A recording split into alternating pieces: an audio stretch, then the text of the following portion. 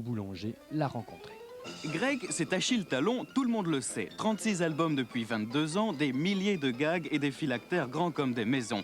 Mais Greg, dessinateur et scénariste, ce sont aussi Les As et Zig et Puce, série disparue mais encore dans les mémoires. Enfin, Greg, scénariste, ce sont Luc Orion, Spaghetti, Bernard Prince, Comanche, Bruno Brasil, Chic Bill, Cobalt, Olivier Rameau et j'en oublie certainement. Michel Greg, aujourd'hui, se lance à l'assaut de l'Amérique pour diffuser la BD telle que nous la connaissons chez nous. Georges Dargaud a décidé d'être le premier éditeur européen à réellement, dans cette branche en tout cas, dans la bande dessinée, à réellement ouvrir un Dargaud USA.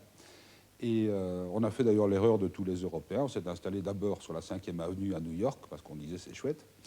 C'est un peu comme d'être sur les Champs-Élysées. Ça coûte horriblement cher, ça ne sert à rien du tout. Et moi, je suis parti avec petite valise il y a 3 ans maintenant.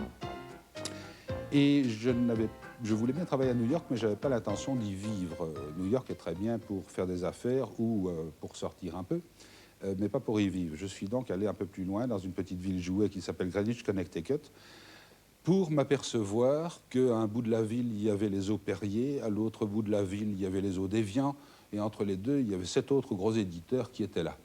Alors, on a déménagé, on n'est plus à New York, on est venu à Greenwich, ce qui est bien commode pour moi et beaucoup plus pratique, on y fait beaucoup plus d'affaires.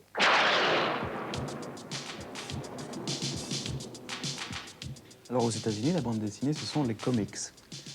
Mais il y en a 2 sortes. Il y a la bande quotidienne dans les journaux du matin, qui là doit être lue par tout le monde. Alors là, il y a un code moral assez strict, ils appellent ça family. Donc ça doit être entre toutes les mains. Il y a des bandes plus ou moins calibrées pour les enfants, plus ou moins pour les femmes, pour les familles. D'ailleurs, les plus populaires d'entre elles ne sont pas celles qui sont connues en Europe. Et le dimanche, il y a un supplément en couleur de ces mêmes bandes, avec parfois d'autres histoires.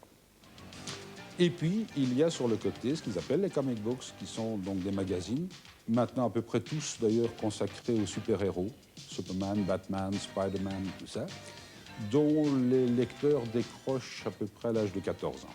Michel Greg, vous êtes un homme d'affaires, un businessman. Est-ce que vous avez encore le temps de vous consacrer à la bande dessinée? Alors, avis à tous ceux qui voudraient s'expatrier aux États-Unis, on se lève à 5 heures du matin et les bureaux ferment à peu près à 4 heures de l'après-midi. C'est terminé la journée businessman à 4 heures de l'après-midi. Il n'y a plus personne. Si on téléphone, ça sonne dans le vide ou c'est un répondeur. Si bien que je rentre chez moi, je prends une douche, je change de chemise et hop, voilà-t-il pas que je redeviens un auteur comique et je me remets à ma table à peu près à 5 heures de l'après-midi jusque vers 7-8 heures. Donc je suis de nouveau le funeste de 3 heures par jour. Donc Achille Talon n'a pas tout dit, loin de là. Ah, ça c'était le titre du 36e album et je suis en plein travail sur le 37e. Et d'ailleurs c'est très drôle parce qu'on me dit parfois que Achille Talon c'est un Français moyen. Et la preuve que c'est pas vrai, d'abord un Français moyen, je sais pas ce que c'est, mais Achille Talon fait rire à Oslo, il fait rire à Barcelone, il fait rire à Mexico, il fait rire un peu partout. C'est pas un Français moyen, c'est un imbécile international. Alors les projets, comment s'annonce 1985? Ah ben ça s'annonce assez rempli parce que je me suis mis dans la tête, en plus de mes petites activités dont nous venons de parler, d'écrire des romans. Et là, ça c'est encore un peu secret parce que je voudrais ne les dévoiler que quand ils seront vraiment terminés, ne vendront pas la peau de l'ours.